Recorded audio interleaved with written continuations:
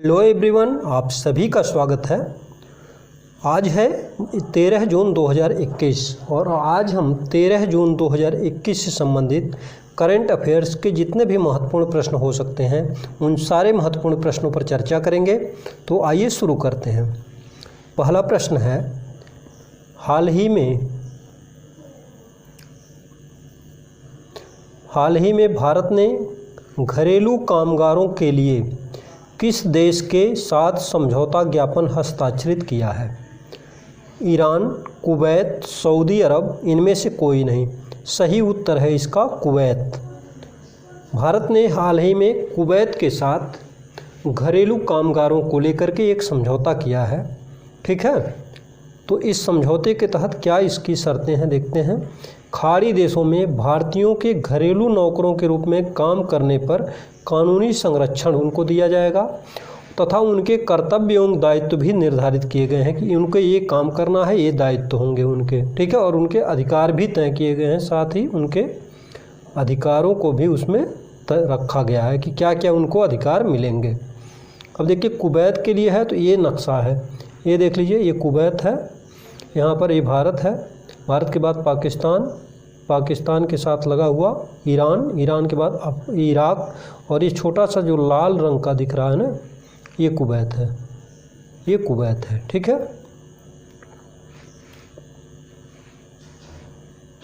तो कुवैत के साथ ये समझौता। अब कुवैत के बारे में जान लेते हैं। कुवैत का जो लोकेशन है वो रेड में दिखाया गया है। कुवैत की जो राजधानी है कुवैत सिटी है और यह कुवैत का सबसे बड़ा शहर है।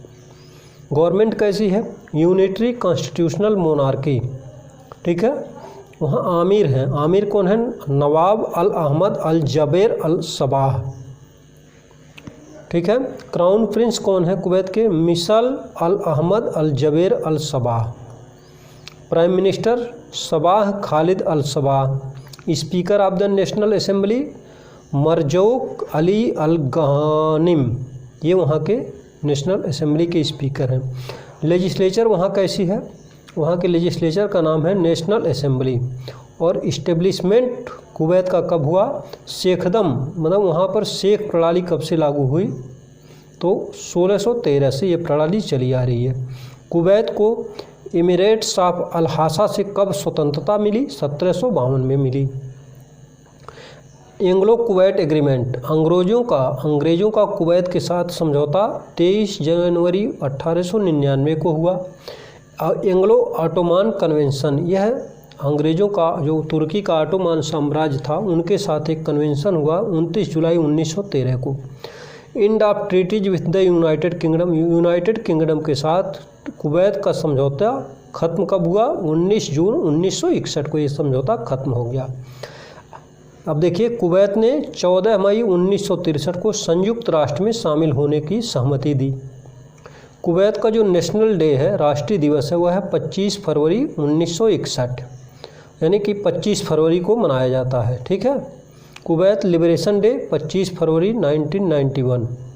इस पर इराक ने आक्रमण कर लिया था, तो इराक के आक्रमण के बाद अमेरिका और संयुक्त राष्ट्र के प्रयास से कुवैत आज़ाद हुआ। तो 26 फरवरी 1991 से हर वर्ष 26 फरवरी को लिबरेशन डे मनाया जाता है।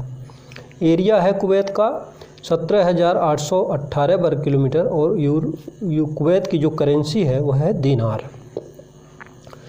क्वेश्चन नंबर 2, हाल ही में अमेरिकी राष्ट्रपति जो बिडेन एवं ब्रिटिश प्रधानमंत्री बोरिस जॉनसन ने एक प्रलेख पर हस्ताक्षर किए हैं, उसका नाम है new treaty, new Atlantic charter, a common agenda. इसका सही उत्तर है विकल्प बी, न्यू अटलांटिक चार्टर नाम से अमेरिकी राष्ट्रपति जो बिडेन और ब्रिटिश प्रधानमंत्री बोरिस जॉनसन ने एक डॉक्यूमेंट हस्ताक्षरित किया है। यह न्यू अटलांटिक चार्टर जो है G7 समूह के देशों के शिखर सम्मेलन के दौरान, जो इंग्लैंड के कॉर्नवाल में संपन्न हो रहा है, उसी दौरान अमेरिकी राष्ट्रपति और ब्रिटिश प्रधानमंत्री के द्वारा हस्ताक्षरित किया गया। ग्रुप 7 के बारे में जान लेते हैं। The group of 7 is an intergovernmental political forum consisting of, इसमें Canada, France, Germany, Italy, Japan, United Kingdom and the United States, ये 7 देश शामिल हैं। इसमें रसिया भी शामिल था, लेकिन क्रीमिया पर कब्जे को लेकर के रसिया को इस संगठन से निकाल दिया गया है, निष्कासित कर दिया गया है। The heads of government of the member state as well as the representatives of the यूरोपीय union meet the annual G7 summit. तो G7 की समिति में इन 7 राष्ट्रों के प्रमुख और या उनके प्रतिनिधि तथा यूरोपीय यूनियन के सदस्य इसमें शामिल होते हैं। G7 की स्थापना कब हुई थी? G7 की स्थापना हुई थी 1975 में, ठीक है। यह जो समिट हो रही है 47th समिट हो रही है G7 की, कॉर्नवाल इंग्लैंड में 2021 में जो समिट हो रही है ये 47th यानी 47वीं समिट हो रही है। इसका जो मेज़बान है वह इंग्लैंड है। प्राइम मिनिस्टर इंग्लैंड के बोरिस जॉनसन, यूनाइटेड स्टेट्स के प्रेसिडेंट जो बिडेन, कनाडा के प्राइम मिनिस्टर जस्टिन ट्रूडेऊ,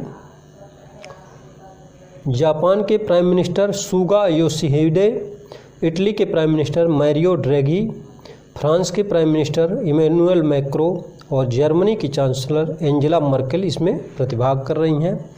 इसके साथ ही इंग्लैंड के प्रधानमंत्री ने भारत के प्रधानमंत्री श्री नरेंद्र मोदी को भी इस समिट में सम्मिलित होने के लिए आमंत्रित किया है और भारत के प्रधानमंत्री इसमें वर्चुअली भाग लेंगे, ठीक है।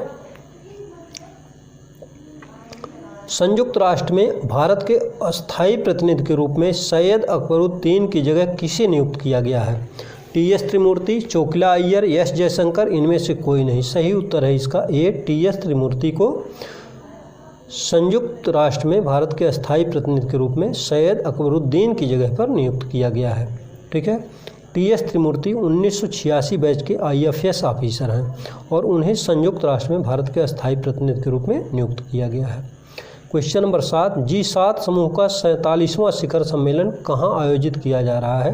Britain, France, Germany, Japan. तो सही उत्तर है अभी हमने पढ़ा क्वेश्चन नंबर 2 में, यह ब्रिटेन में या इंग्लैंड में आयोजित किया जा रहा है। क्वेश्चन नंबर 5 नहीं, क्वेश्चन नंबर 7 अभी वही है। G5 समूह का 47वां शिखर सम्मेलन इंग्लैंड के कॉर्नवाल में आयोजित किया जा रहा है। इसमें ब्रिटिश प्रधानमंत्री ने भारतीय प्रधानमंत्री नरेंद्र मोदी को शामिल होने के लिए आमंत्रित किया है, जिसमें प्रधानमंत्री श्री मोदी वर्चुअली सम्मिलित होंगे। क्वेश्चन नंबर 6, किस राज्य ने अगले 2 दशकों के लिए राज्य के विकास का खाका मास्टर प्लान 2041 के नाम से तैयार किया है? तो दिल्ली, चंडीगढ़, लक्षद्वीप, पुडुचेरी। सही उत्तर है इसका दिल्ली। दिल्ली ने अगले 2 दशक यानी कि 2021 से चल रहा है तो 2041 तक के लिए दिल्ली के विकास का मास्टर प्लान तैयार किया है, जिसमें अगले 2 दशकों तक राज्य के विकास के लिए खाका तैयार किया गया है और इसमें जनता की भी राय ली जाएगी, ठीक है। यह देखिए दिल्ली का मैप है। दिल्ली के दक्षिण पश्चिम में हरियाणा, ठीक है, फिर इधर आ जाएगा हरियाणा है, पंजाब हो जाएगा, पूर्व में उत्तर प्रदेश और उधर उत्तर में हिमाचल प्रदेश हो जाएगा। कैपिटल फॉर्मेशन दिल्ली का कैसे हुआ इसको देख लेते हैं। 1911 में दिल्ली को राजधानी बनाया गया। फॉर्मेशन ऑफ यूनियन टेरिटरी ये बना 1956 में। Formation of national capital territory बना, राष्ट्रीय राजधानी क्षेत्र बना ये 1 फरवरी 1992 को, ठीक है। तो 1911 में राजधानी अंग्रेज़ों ने बनाया, 1956 में ये केंद्र शासित प्रदेश बना और राष्ट्रीय राजधानी क्षेत्र 1 फरवरी 1992 को बना। दिल्ली की स्थापना अनंगपाल तोमर ने किया, ठीक है, और इसकी राजधानी जो है वो नई दिल्ली है। दिल्ली में कुल 11 डिस्ट्रिक्ट्स हैं। गवर्नमेंट जो है बॉडी क्या है कि लेफ्टिनेंट गवर्नर और यहाँ के हैं अनिल बैजल जो कि एक IAS हैं, उपराज्यपाल, और चीफ मिनिस्टर हैं अरविंद केजरीवाल जो आम आदमी पार्टी के चीफ हैं। Deputy chief minister Manish Sisodia ये भी आम आदमी पार्टी से हैं। लेजिस्लेचर जो है दिल्ली का यूनिकैमरल है, ठीक है, 70 सीट्स उसमें हैं, 70 विधानसभा सीटें हैं। पार्लियामेंट्री जो कॉन्स्टिट्यूएंसीज हैं, राज्यसभा की 3 सीटें हैं और लोकसभा की 7 सीटें हैं वहाँ पर, ठीक है। क्वेश्चन नंबर 7, हाल ही में अंतर्राष्ट्रीय लेवल क्रॉसिंग अवेयरनेस डे किस तिथि को मनाया गया? 9 जून, 10 जून, 11 जून, इनमें से कोई नहीं। सही उत्तर है इसका 10 जून को। तो 10 जून को हाल ही में अंतर्राष्ट्रीय लेवल क्रॉसिंग अवेयरनेस डे मनाया गया है। क्वेश्चन नंबर 8, हाल ही में सार्वजनिक क्षेत्र के किस बैंक ने कोविड-19 रोगियों के लिए कवच नाम से पर्सनल लोन स्कीम लॉन्च किया है? Bank of Baroda, state bank of India, Canara bank, Punjab national bank. तो सही उत्तर है इसका स्टेट बैंक ऑफ इंडिया ने कवच नाम से, KAWACH, कवच नाम से कोविड-19 से प्रभावित रोगियों के लिए, ठीक है, अगर कोई व्यक्ति कोविड-19 से प्रभावित होता है तो वह पर्सनल लोन लेकर के अपना और अपने परिवार के सदस्यों का इलाज करा सकता है। ठीक है, स्टेट बैंक ऑफ इंडिया ने चिकित्सा जरूरतों को पूर्ण करने के लिए स्वयं तथा पारिवारिक सदस्यों के इलाज हेतु कवच नाम से पर्सनल लोन कोविड-19 प्रभावित रोगियों के लिए लॉन्च किया है। इसमें 5 लाख रुपए तक का लोन 60 महीने की यानी कि 5 साल तक के लिए दिया जाएगा और ब्याज की जो दर है वो 8.5% है। ठीक है, 3 महीने का मोरेटोरियम भी जो ऋणी है उसको प्राप्त हो सकता है। SBI के अध्यक्ष दिनेश कुमार खारा हैं। SBI का मुख्यालय मुंबई में है और SBI की स्थापना 1 जुलाई 1955 को हुई। क्वेश्चन नंबर 9, हाल ही में भारत में कार्यरत किस बैंक को फोर्ब्स के वर्ल्ड्स बेस्ट बैंक 2021 की सूची में प्रथम स्थान पर रखा गया है? तो विकल्प हैं A DBS bank, B HSBC bank, C city bank और D इंडसिंड बैंक। सही उत्तर है इसका विकल्प A DBS बैंक को फोर्ब्स ने अपनी सूची में यानी वर्ल्ड्स बेस्ट बैंक 2021 की सूची में प्रथम स्थान पर रखा है। ठीक है, यानी कि भारत में कार्यरत जितने भी बैंक हैं उनमें से प्रथम स्थान पर रखा है। DBS बैंक को फोर्ब्स ने स्टेटिस्टा नामक एक मार्केट रिसर्च फर्म है उसके साथ 43,000 खाताधारकों से साक्षात्कार के आधार पर चुना है। DBS बैंक जो है यह लगातार 2 वर्षों से फोर्ब्स के इस सूची में प्रथम स्थान पर आ रहा है। ठीक है, एशिया मनी नामक संस्था ने DBS बैंक को इंडिया सेफेस्ट बैंक कहा है।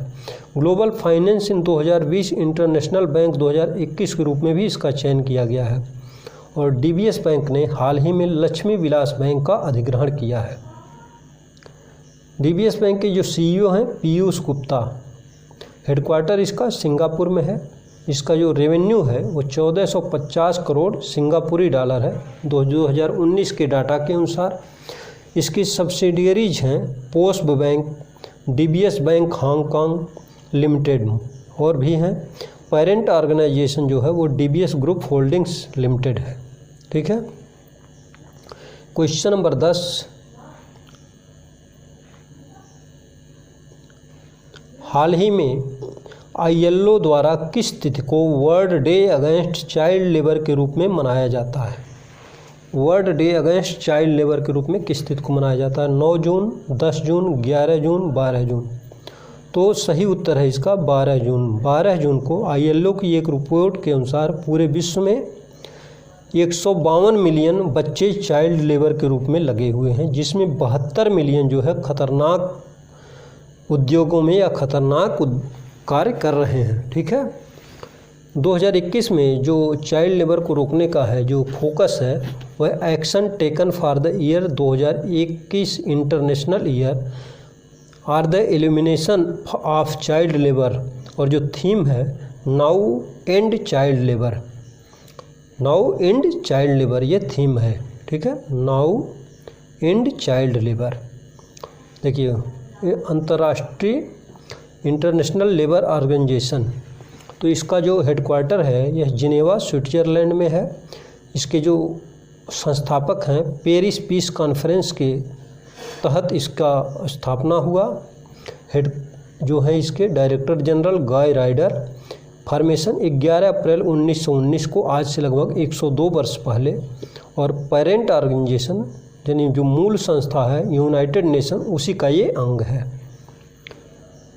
क्वेश्चन नंबर 11, हाल ही में किस भारतीय विदेश सेवा के अधिकारी को संयुक्त राष्ट्र महासभा के अध्यक्ष और मालदीव के विदेश मंत्री, देखिए मालदीव के विदेश मंत्री ही संयुक्त राष्ट्र महासभा के अभी अध्यक्ष बनाए गए हैं।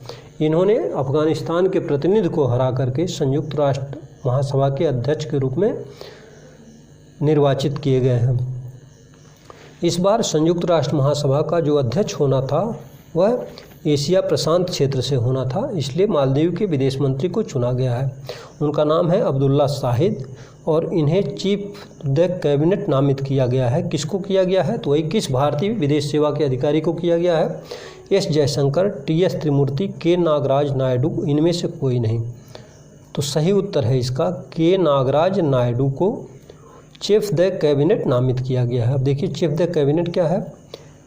के नागराज नायडू संयुक्त राष्ट्र में भारत के अस्थायी प्रतिनिधि हैं तथा यह भारत सरकार की ओर से संयुक्त राष्ट्र में लोन पर रहेंगे, क्योंकि जो पद इन्हें दिया जा रहा है यह पद भारतीय प्रधानमंत्री के प्रधान सचिव के बराबर तथा अमेरिकी राष्ट्रपति के चीफ ऑफ स्टाफ के बराबर का पद है।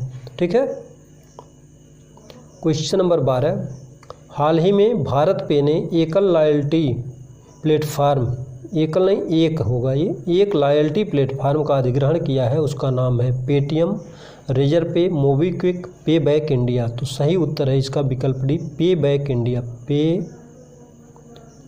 Back India. इस नामक एक लॉयल्टी प्लेटफार्म का भारत पे ने अभी अधिग्रहण किया है। तो भारत पे ने पे बैक इंडिया नामक लॉयल्टी प्लेटफार्म का $30 मिलियन में अधिग्रहण किया है, जिससे भारत पे अब बाय नाउ पे लेटर सर्विस अपने ग्राहकों को प्रदान कर सकेगी।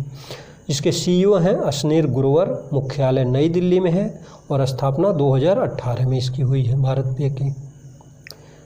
असम के मुख्यमंत्री ने कोविड-19 के कारण अपने माता पिता को खोने वाले बच्चों के लिए कौन सी योजना शुरू की है?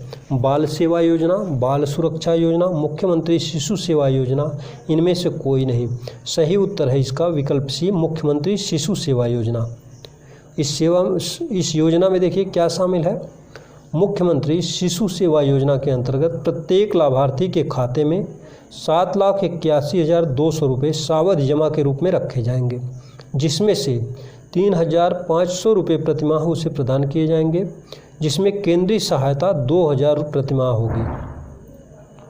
यह सहायता उस बालक को 24 वर्ष तक दी जाएगी। 24 वर्ष के पश्चात जो मूल राशि होगी उसे उस बालक के खाते में जमा कर दी जाएगी। यदि कोई बालक 10 वर्ष से कम है तो उसकी देखभाल तथा शिक्षा की व्यवस्था किसी संस्थान के द्वारा कराई जाएगी। ठीक है। और उसमें उसकी शैक्षिक व्यवस्था और रखरखाव का खर्च सरकार अदा करेगी। असम के बारे में जान लें। असम के राज्यपाल हैं जगदीश मुखी और मुख्यमंत्री हैं हेमंत बिस्वा शर्मा, जो अभी हाल ही के चुनाव में भाजपा विधायक दल के नेता चुने गए हैं और उसके बाद मुख्यमंत्री बने गए। ये है असम का मैप। असम का मैप यहाँ से है, ऐसे यहाँ से ये जो भाग है ये असम है। ठीक है। भारत के नक्शे में अगर देखें तो असम ये है। चलिए 14वां प्रश्न है, हाल ही में किस राज्य ने रेन वाटर हार्वेस्टिंग के लिए फॉरेस्ट पॉन्ड नामक योजना शुरू की है? हरियाणा, पंजाब, हिमाचल प्रदेश। डी मान लीजिए कि इनमें से कोई नहीं। ठीक है। तो सही उत्तर है इसका सी, विकल्प सी, हिमाचल प्रदेश ने वनों के अंदर रेन वाटर हार्वेस्टिंग के लिए फॉरेस्ट पॉन्ड यानी वनों में तालाब बना करके वर्षा का पानी उसमें एकत्रित किया जाएगा और यह योजना शुरू की है। क्वेश्चन नंबर 15, हाल ही में किस भारतीय को एशिया पैसिफिक उत्पादकता चैंपियन पुरस्कार दिया गया? गौतम अडानी, बी नारायण मूर्ति, सी आर.एस. सोढ़ी, डी इनमें से कोई नहीं। सही उत्तर है इसका आर.एस. सोढ़ी को दिया गया है। आर.एस. सोढ़ी, विकल्प सी, आर.एस. सोढ़ी को दिया गया। आर.एस. सोढ़ी जो कि गुजरात सहकारी दुग्ध विकास संघ अमूल के एमडी हैं। ठीक है। एशियाई उत्पादकता संगठन टोक्यो जापान में स्थित है। इस संगठन के द्वारा, एशियाई उत्पादकता संगठन के द्वारा यह पुरस्कार दिया गया है। 20 वर्षों में यह पुरस्कार पाने वाले वह पहले भारतीय हैं। एशिया प्रशांत क्षेत्र में उत्पादकता को बढ़ाने के लिए दिया गया है तथा 36 लाख डेयरी किसानों की ओर से उन्होंने यह पुरस्कार प्राप्त किया है। क्वेश्चन नंबर 16, हाल ही में यूके एशियन फिल्म फेस्टिवल 2021 में किस भारतीय अभिनेत्री को सर्वश्रेष्ठ अभिनेत्री का पुरस्कार प्राप्त हुआ? तिलोत्तमा सोम, नरगिस फाकरी, कियारा आडवाणी, इनमें से कोई नहीं। सही उत्तर है इसका विकल्प ए, तिलोत्तमा सोम को फिल्म राहगीर द